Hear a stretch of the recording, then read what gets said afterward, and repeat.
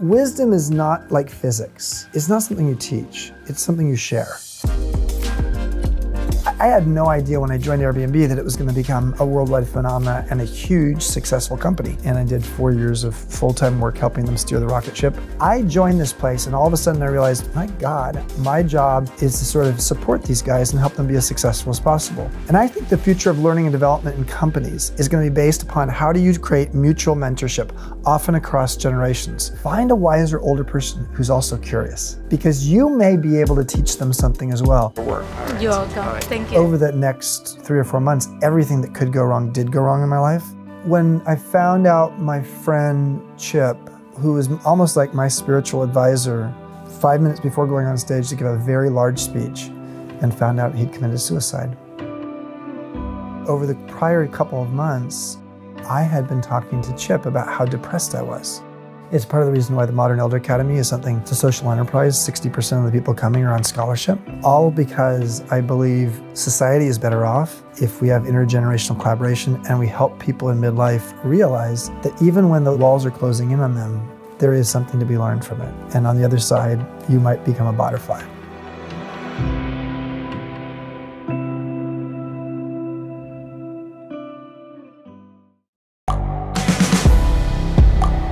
The world is changing.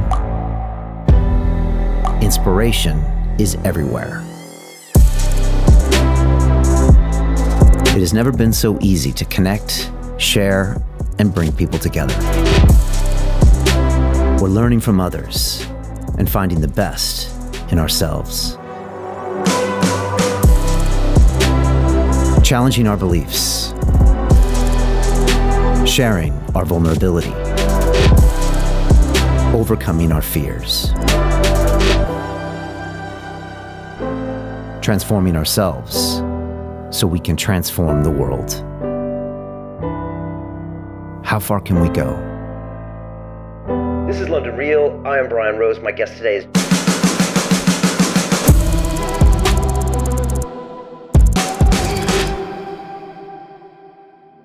Chip Conley was crushing his life in the hospitality business, and he was on stage when all of a sudden he passed out and died 9 times on the way to the hospital. He had to completely reevaluate his life, and he came back with new priorities. And as he got older, he realized that he wanted to give back and try to mentor, and that became the CEO of AirBNB, and he took that company from 250 employees all the way up to 3,000, and he came up with this concept of the modern elder. And as opposed to someone having a midlife crisis at my age, have something more like a midlife marathon and understand that your priorities are going to change. And the first half of your life is about being interesting. The second half of your life is about being interested. And you can be older in a youthful workplace as long as you add value, you offer your wisdom, and you try to make sure that you can contribute. And I really enjoy my time with Chip, and if you're older or even if you're younger, it's really important to understand this dynamic of young people versus older people and how we can harvest the wisdom of the elders around us. I know you're going to enjoy this incredible episode. This is London Real. I am Brian Rose. My guest today is Chip Conley, the American hotelier and New York Times bestselling author who helped grow Airbnb into the world's leading hospitality brand. In 2008, you collapsed while giving a speech, technically dying 9 times on the way to the hospital, which led to you drastically reshaping your life and selling the business you founded at 26 years old. A few years later, you became the head of global hospitality and strategy at Airbnb, tasked with growing the business to more than 1 million hosts in 191 countries. Today, you promote the concept of modern elder with your latest book, Wisdom at Work, teaching people how to become indispensable employees in the second half of their working life. Chip, welcome to London Real. Thank you, Brian. You talk fast. I do, right? I love it. I've gotten good at this over the years. First of all, how's London treating you? What's this place like in comparison to Austin, San Francisco, Baja, Mexico? I love London. In terms of an international city with the level of multiculturalism here, it's maybe the best in the world in terms of just the variety of people. It's an intellectual place. You have deeper, interesting conversations. And I think the Brits are finally lightening up in all kinds of ways. You know, they're actually learning how to meditate, and they have Hampstead Pond where they get naked and jump in the water. I mean, like, listen, it's actually become a fun place. And you were here back in '81 when you were at Stanford. They had like a We had a campus outside of London, and I had one class a week in London. And so back then, London was, I think the pubs closed around 10 o'clock at night. Yeah. It was a pasty white city, not a lot of great ethnic restaurants like we have today. And frankly, it was a country in decline economically. Yeah, you could really feel it, right? Yeah. I think also just after the war and in the 50s and 60s and 70s, like people don't realize it was really rebuilding itself. Yeah. I mean, I got here in 97 and I remember bits of that. Like the pub would close and you can't get a drink and just weird things you don't experience. Those smoky pubs too. I mean, I don't think you have to smoke outside now, right? No, and so but back then I just remember the reeking of, cigarette smoke when I would come home from the pub, and I didn't smoke, so. Yeah, there's a lot of that. Look, there's a lot to cover here. I think before we jump into all of it, I mean, the dying 9 times is a kind of an interesting part maybe to start, and maybe you can talk to us about, what happened, how that changed your life and brought you to where you are now. Yeah, how did dying teach me how to live? I was 47 years old. I was going through a very difficult time. Had one of my best friends, whose name is Chip, commit suicide. And we were August of 2008, we were right in the early stages of the Great Recession.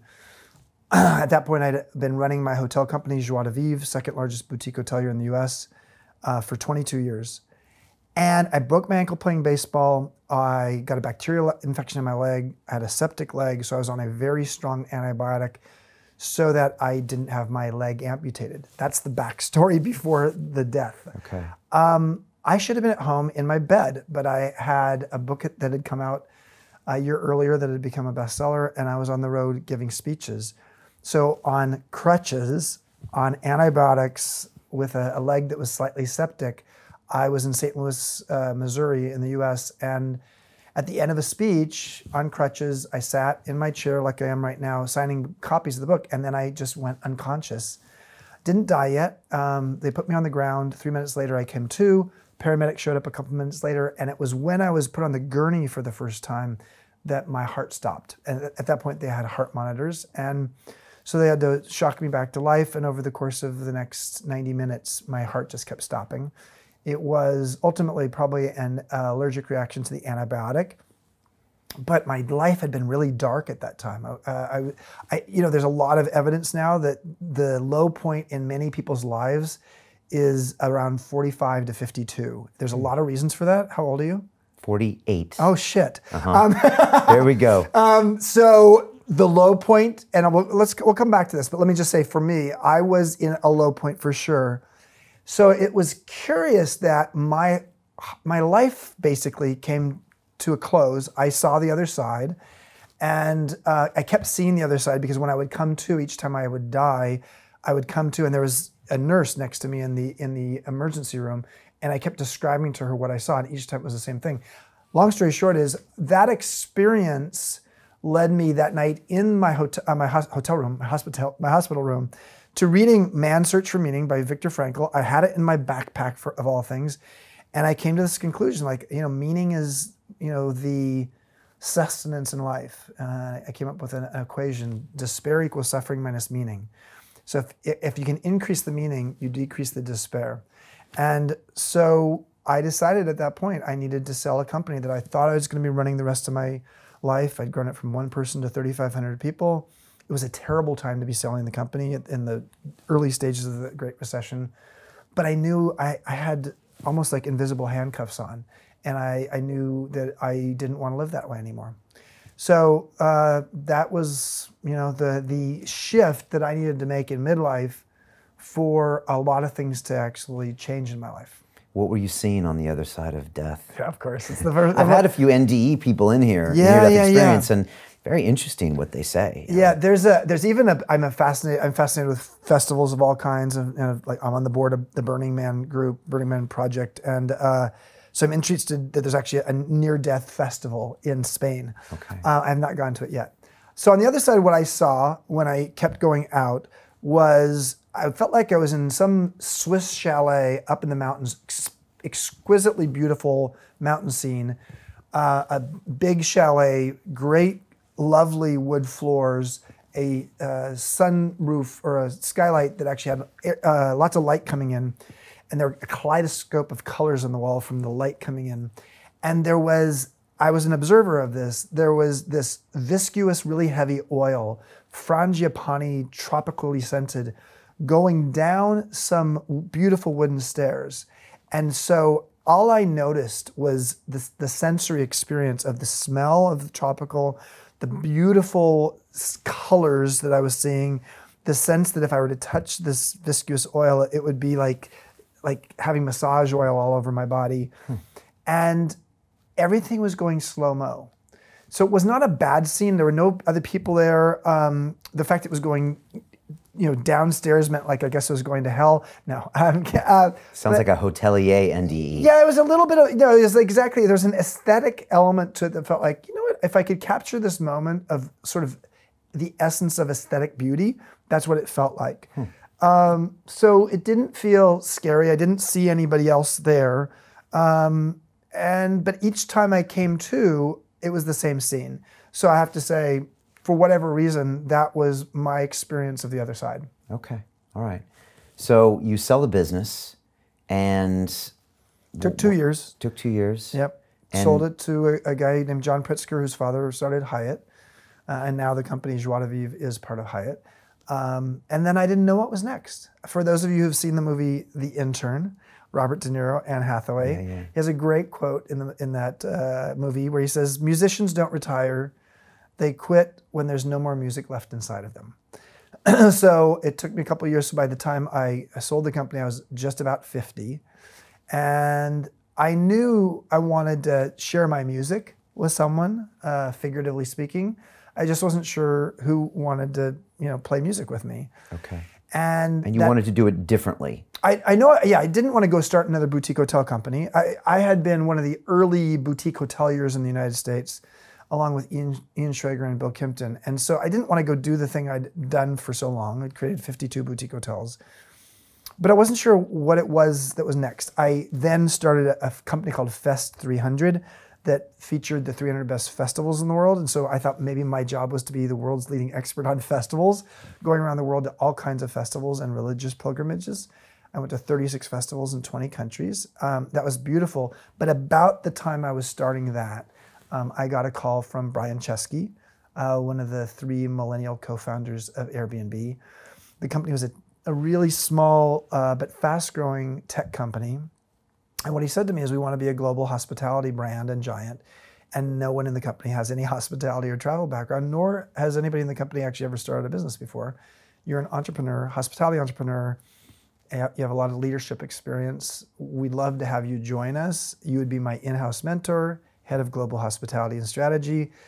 And I said, sure, I'll do it 15 hours a week. But within 3 weeks, I realized this was 15 hours a day, and I had to dive deep into being full-time.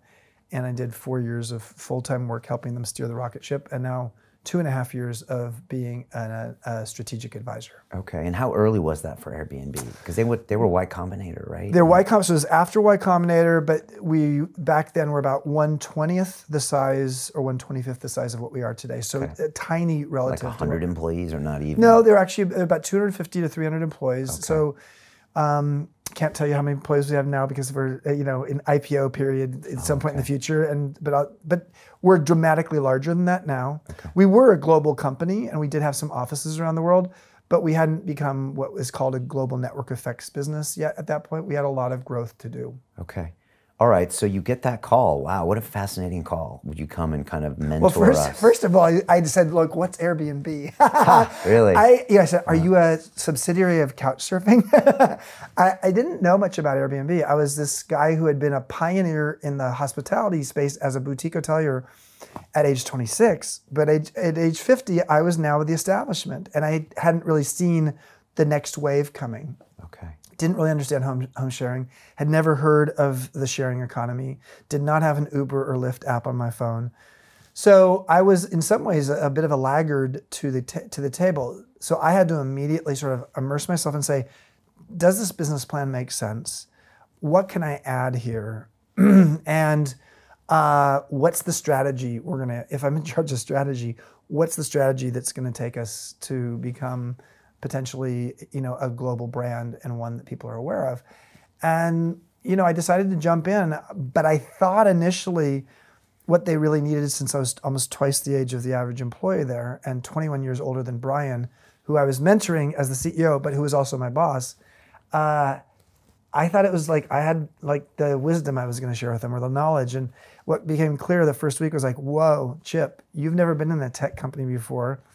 I had no clue what they were talking about. And so I realized very quickly that I was as much the intern as I was the mentor. So I was sort of like a mentern, like a mentor and an intern at the same time, because I really had to learn the tech industry and what product meant and et cetera really quickly. Okay.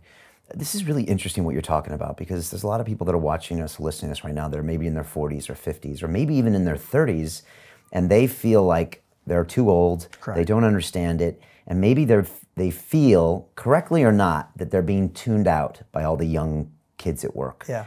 And I mean, you must have felt that when you walked in there, and some of that's real and maybe some of that's not, but what did you learn?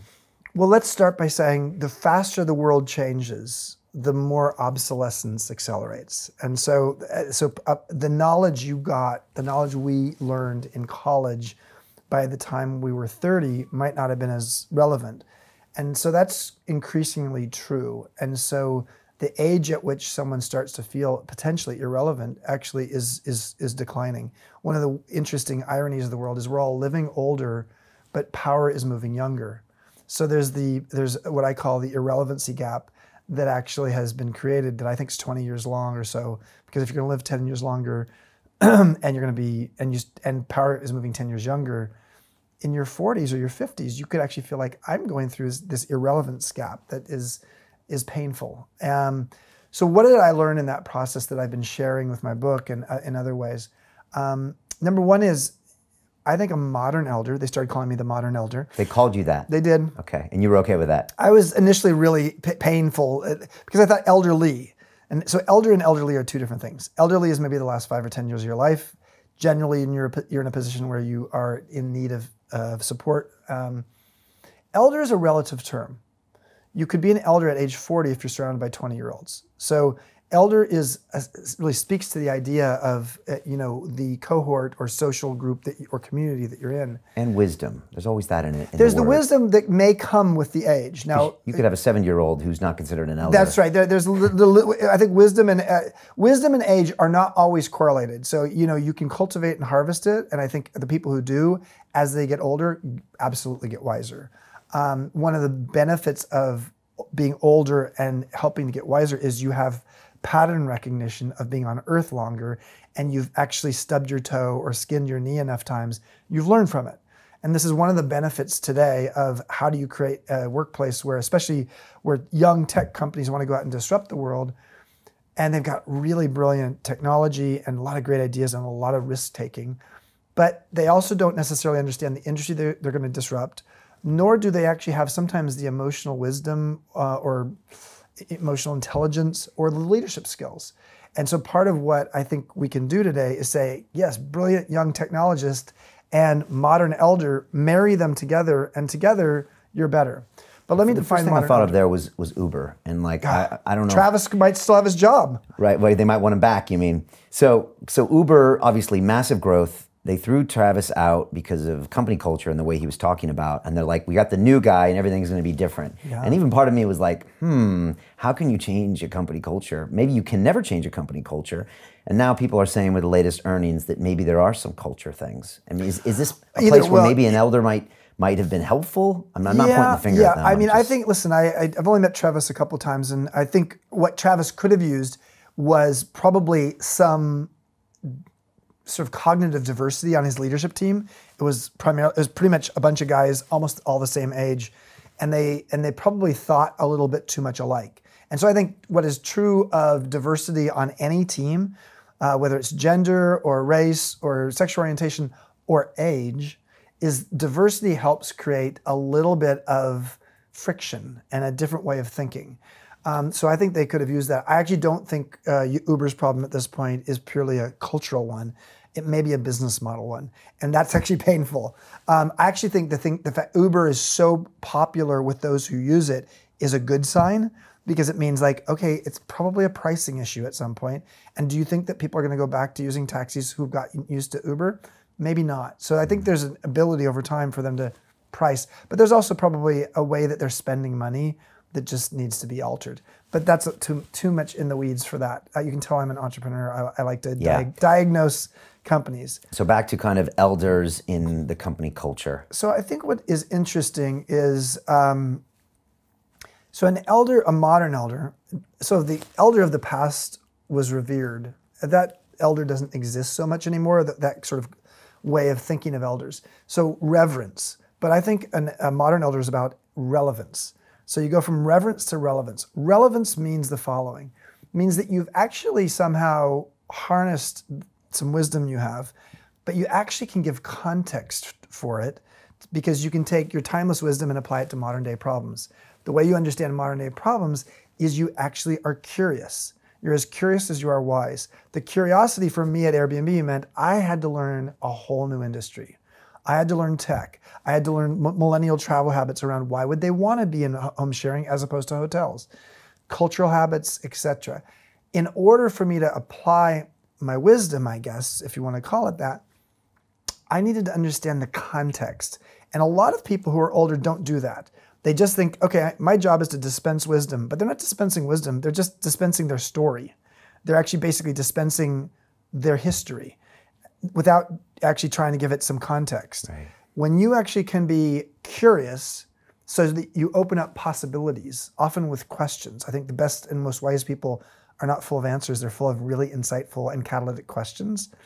So if you can actually be curious to open up possibility and then wise to distill down what's essential, that combination of curiosity and wisdom in one person is exceptionally powerful. Okay. And that's why a modern elder can be really helpful in a workplace, generally full of younger people. And I think as power, moves to those who have digital intelligence, or what I call DQ. One of the things I learned from Brian back and forth, we had a sort of a mutual mentorship relationship. I learned a lot of DQ, digital intelligence, from him. And I believe he learned from some EQ, some emotional intelligence, from me, because that is a quality that a person actually gets better at as they age. Okay. It sounds like if you want to be this type of elder, and let's be honest, anybody listening will be an elder one day. Yeah, if you're lucky. If you're lucky, right. And if you want to be relevant, and I think everyone does, and useful and, still contribute, which I think people want to, then you're going to need to know this. It sounds like you have to be really self-aware, as in like being able to check your ego at the door, being able to really think, how can I be of value? Because, the typical thing is you come in and say, you kids don't get it. This isn't how businesses are run. You're running around like this. You need some more gray hairs. Yeah, back in my day. I'll be the adult supervision in the room. How dismissive do you want to be? Most older people in the context of younger people take almost the role of the parent or the preacher. And most younger people don't want to be preached at, and they aren't looking for that. What they are looking for is wisdom. 75% of millennials would like to have a mentor, and only 2 to 3% actually have one. So right there speaks to this gap of what people want as younger people and what we're actually giving them. A mentor, to my mind, is best suited to be a mutual mentor. The mentor of the past was all the wisdom flowed from old to young. Then there were reverse mentors that Jack Welch at GE said, okay, my senior executive team at GE doesn't understand tech or computers or internet, so the younger people in GE taught that. So that's called reverse mentorship. The future of mentorship, and I think the future of learning and development in companies, is going to be based upon how do you create mutual mentorship, often across generations. And with 5 generations in the workplace for the first time, we've got to figure out how do we create a matching technology for people who can actually teach each other things. So that means you better check your ego at the door. I'd run my own company, grown it from 1 to 3,500 people over the course of 24 years. Now I'm reporting to someone 21 years younger than me. Yes, I'm mentoring him as well, but yeah, I'm a senior executive in the company who has to report to him and his 2 co-founders. And what I learned quickly was I was no longer the sage on the stage, I was the guide on the side. And so I needed to realize it didn't all revolve around me. I think the primary operating system for the first half of our adulthood is often the ego. It can serve us well in certain cases, and it also can there's maybe a little too much of it at times, especially if you're a senior leader, especially if you're an entrepreneur, especially if you've gotten a lot of attention. So I had a certain amount of ego, that's for sure. I joined this place and all of a sudden I realized, my God, I am not on center stage. My job is to sort of support these guys and help them be as successful as possible. So my primary operating system had to move from, basically the ego to my heart and soul. And that meant I had to frankly learn how to be less interesting and more interested, which was a way of saying being interested means my focus was on helping you be as successful as possible. And you said that really quickly, and you mentioned this in the book, but this is a good point just to reiterate. You said a lot of times, sometimes the first half of your life, you're focused on being interesting, like kind of, look at me, look what I can do. And then maybe the second half should be focused on being interested. Yes. And it's something people should think about. It's interesting. Yeah, so, it's a very simple thought, which is the way I look at our lives, and I really look at life stages now. It's been sort of the era where I am in my life, and we'll talk more about that in a few minutes. But our bookends of ego are adolescence to what is now called midolescence. Adolescence, we're well aware of. It's 115 years old as an idea, weirdly. You think adolescence, we've always had adolescence. Yes, we've always had puberty, but we didn't have the word adolescence until 115 years ago, when a psychologist actually coined it and said, you know what, in London and in New York and these places, at puberty, we sort of think that somehow these kids are now adults. So we send them into factories, we get them married, they have babies at age 16. But instead what they said, adolescence is a period of time when you're preparing for learning how to become an adult, which is why junior high schools and high schools in the US started to actually become more popular. Because there was a sense that you're not ready to be an adult yet. And so that's frankly when you ramp up the ego a little bit too, because the process of actually building a healthy ego is learning how to individuate from your parents. Right, and that's why my 13-year-old stepdaughter tells me to do one exactly around that age. Her ego is on fire, right. And we take that ego and we sort of have it in our life for the next 30 to 40 years as a primary operating system. When you get to midolescence, which is a relatively new word, and it's a word that speaks to the idea that, yes, adolescence is full of emotional and hormonal changes and a time where people are going through transition. Midolescence is midlife in its pure form. You're also going through emotional and hormonal changes, a lot of transitions. And in many ways, you're shifting from that primary operating system of the ego to the heart or soul. And that is the process of learning, frankly, how to be in a place where you're very interested in helping other people, because you're sort of in the process of moving from being focused on success to your legacy or significance.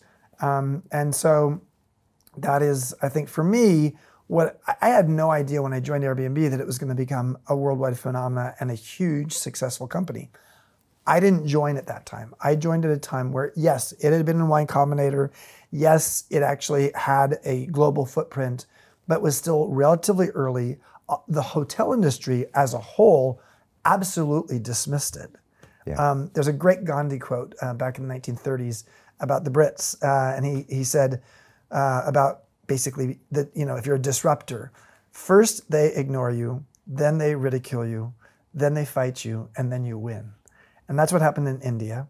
And that's in some ways what happens with disruptors is, at first the hotel industry thought I was a nuts to actually ever join this company. Then the hotel industry started getting threatened and started fighting us and ridiculing us, fighting us. And then frankly, now Marriott has a whole home sharing division. Accor owns One Fine Stay, a home sharing company. Yeah. Hyatt has had investments in home sharing companies. So, and I saw it with boutique hotels as well. Boutique hotels, frankly, was ridiculed until, ultimately Starwood created W, and IHG, based here in London, owns Kimpton, the largest boutique hotel company in the world. So generally speaking, the pioneers come from outside the industry. The industry doesn't know what to do with them.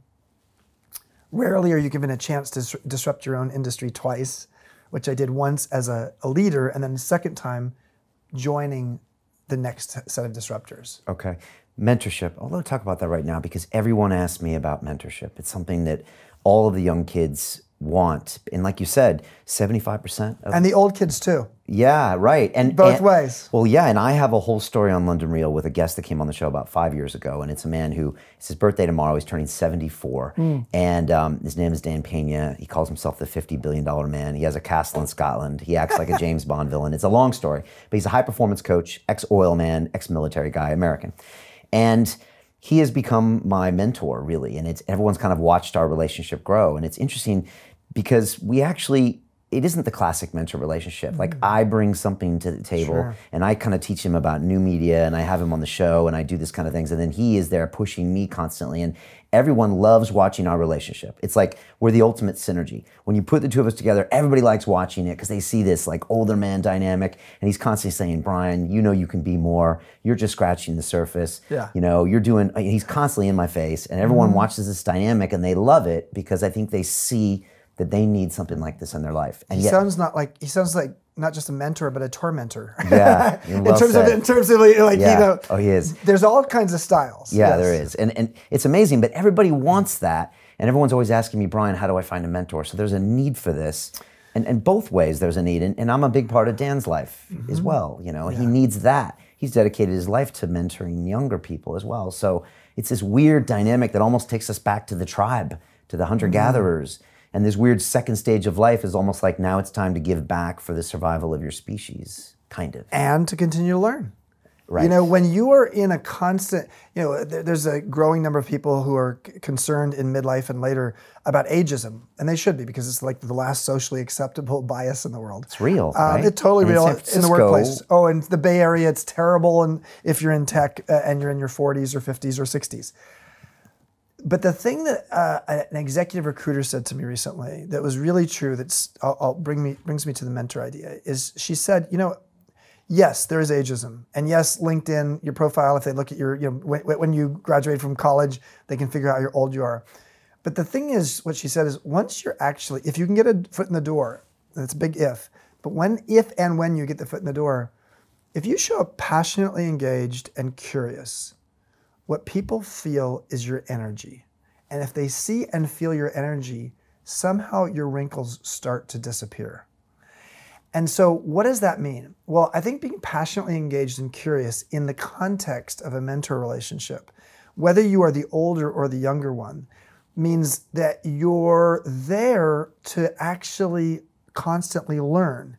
If you're the mentor thinking you're going to be teaching all the time, you're probably not listening for clues of things that you can learn. And if you're just constantly teaching the same thing that you've always known, you're not actually renewing yourself. So Satchel Paige, famous pitcher in the major leagues in baseball, famous story, 42 years old, he was called up to the major leagues from the Negro League back in the 1940s. The owner of the baseball team, the Cleveland Indians, actually took him down to Mobile, Alabama, because Satchel Paige had no idea how old he was. So it turns out he was 42 years old, and he was starting in Major League Baseball at 42, at an age where most Major League players had actually retired. He ended up playing till age 59. Famously, he asked the question, what age would you be if you didn't know how old you were? And so this element of knowing how old you are, yes, there's an important element to be able to harvest and cultivate wisdom, or cultivate and harvest wisdom. But the premise of being curious with someone younger than you and being empathetically curious, not like curious like an inquisitor, like a lawyer or a barrister.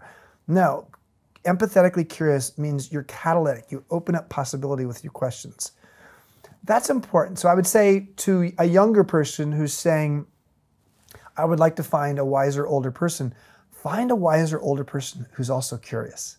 Right. Because you may be able to teach them something as well. And in the long run, the best relationships when it comes to mentorship are mutual, because it lasts longer.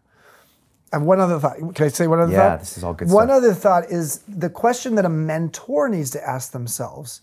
I get asked, you know, when you write a book that has mentorship built into it, and you're, you know, Brian Chesky, moderately famous CEO, young CEO, and I have 5 other young CEOs I mentor, which we can talk about too.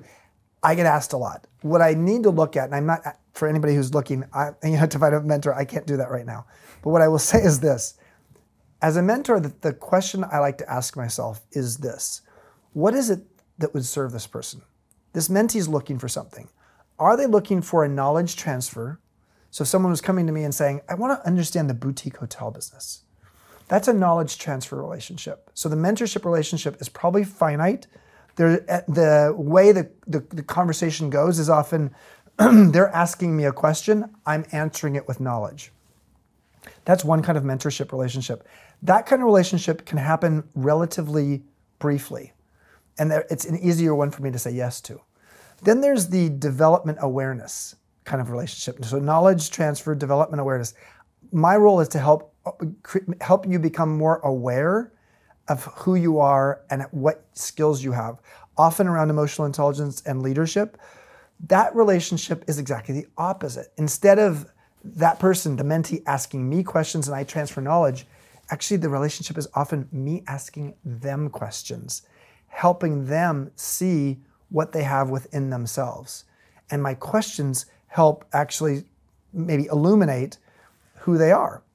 That kind of relationship is really beautiful. I mean, there's no doubt that's the kind of relationship I've had with Brian. Initially, it was a knowledge transfer. It quickly turned into development awareness.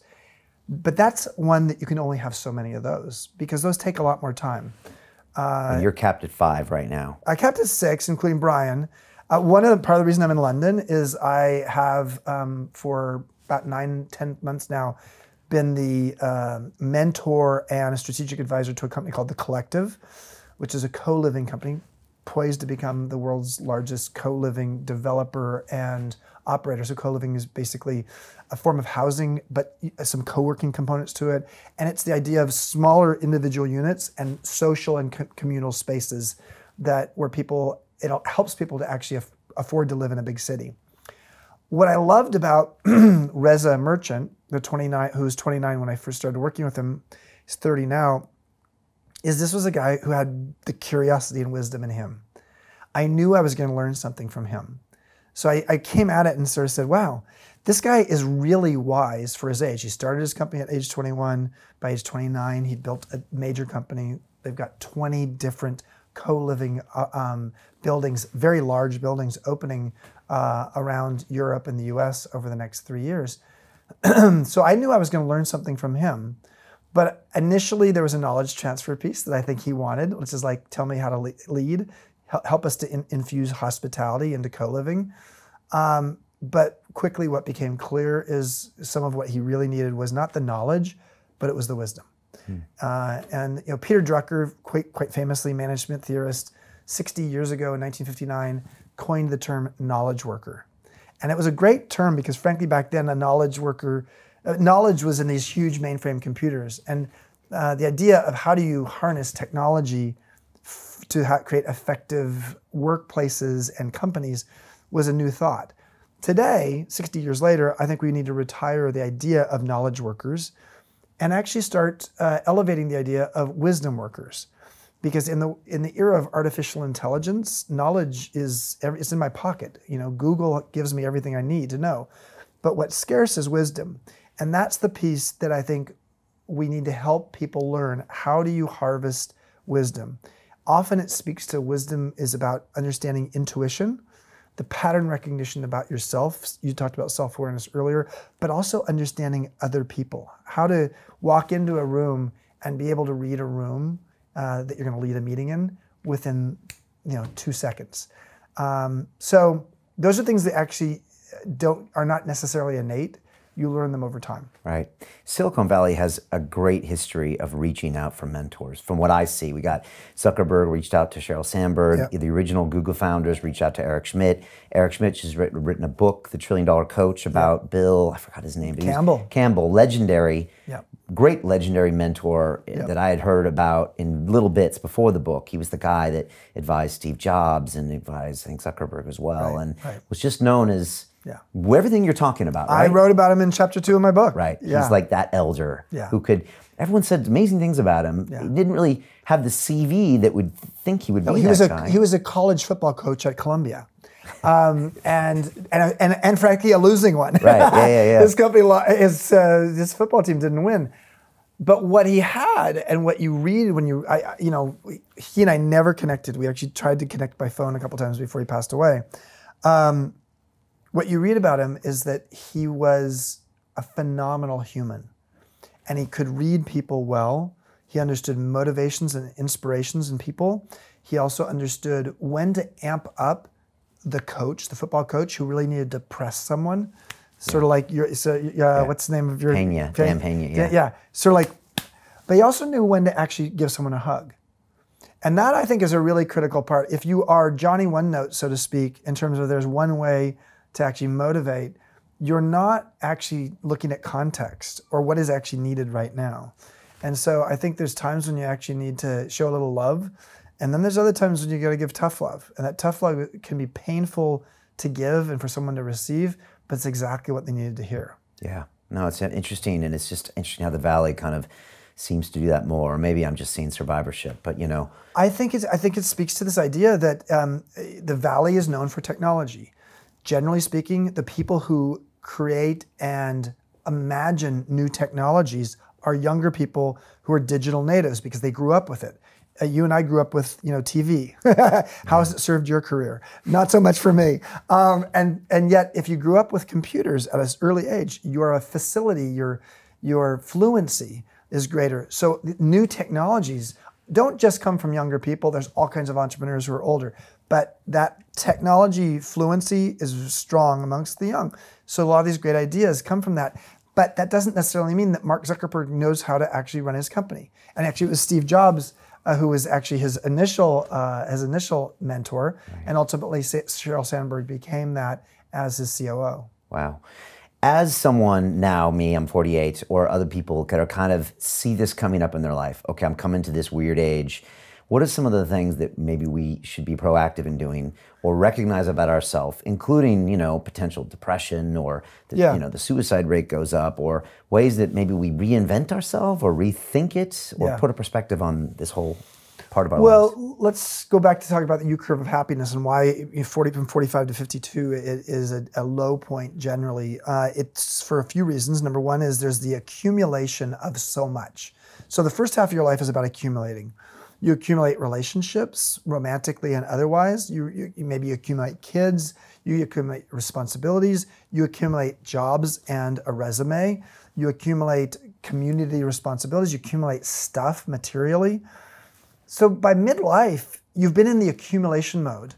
And then you're almost weighed down with so many identities and wearing so many uniforms and so many almost mindsets that you're sort of worn out. And frankly, there's very little space in your life. And so what happens is people are sort of like, what the hell did I sign up for here? And so while it's been called midlife crisis, Brené Brown, famous social psychologist, has called it the midlife unraveling. I call it the midlife edit, because I think the first half of your life is about accumulation and the second half is about editing. So if you really start to realize as you move into your 40s, here's the good news with millennials, is millennials are better at editing earlier. So we've sort of I've grown up with the 3-stage life. You learn till you're 20 or 25, you earn till you're 65, you retire till you die. That model is gone, but it was the model that I grew up with. And so the good news with millennials is they sort of have done their editing along the way, so they may not have as much of a crisis. But for a lot of people, it's their 40s when they actually have to ask the serious question, that's defined by the equation disappointment equals expectations minus reality. Where are my expectations of where I was, and where's reality, and where's the disappointment? Because the 40s are where a lot of disappointment sort of rests on people's laps. So you start to actually say, what am I needing to edit? What you did this 8 years ago, saying I don't want to be a banker anymore. That's not the life I want. You were ahead of the game in the sense that you did it at age 40. A lot of people they have to get to their 40s. This is when divorce happens a lot. This is when a lot of things change. People need to sort of have enough awareness along the way. It's helpful to be aware along the way. Are you on the right path? Because if you wake up one day and feel like, damn, I'm climbing the wrong mountain, to sort of use a David Brooks' second mountain analogy, then you get frustrated if you feel like I've wasted some time here. So asking questions and having the self-awareness about like, am I living my life the way I want to is really important. But a second piece is to really start to realize, what is it that I need to edit out of my life? What is no longer serving me?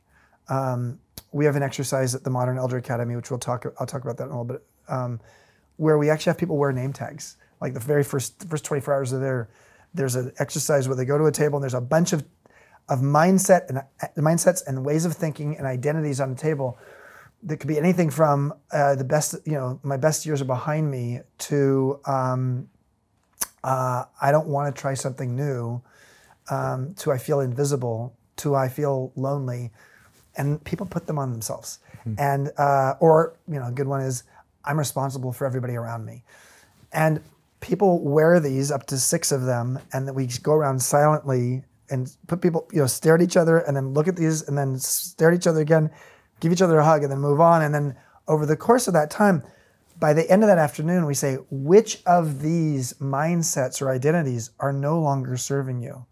And we have everybody on their own private piece of paper write down what it is in their life that is no longer serving them, that they need to edit or evolve out of. And that afternoon, we go to the fire pit, and one at a time, privately, each person takes their piece of paper and throws it in the fire pit while at sundown, right, at sunset. And it's a ritual that helps people to understand, yes, you don't live the afternoon of your life the way you live the morning. Carl Jung's paraphrase there that the fact that, yes, midlife and later is different. And if you want to play on the playing field of your body and your looks the rest of your life, you can. And there's beautiful YouTube videos about people at age 92, running a marathon. I love it. But if you spend the rest of your life thinking that everything is about your body and your looks, you will miss out on this great, beautiful opportunity of when the happiness starts to come up again in the second half of life, when you actually start to realize the things you leave behind may not have served you, and there are new things you can focus on. And generally speaking, the playing field of your second half of your life is not your body and your looks, it's your heart and your soul. And once you move to that place, miraculously, you feel less weighted down and ready to start to evolve into a new kind of person. And people say, I want what that guy has, or that person has, or that woman has. To continue watching the rest of the episode for free, visit our website londonreal.tv or click the link in the description below.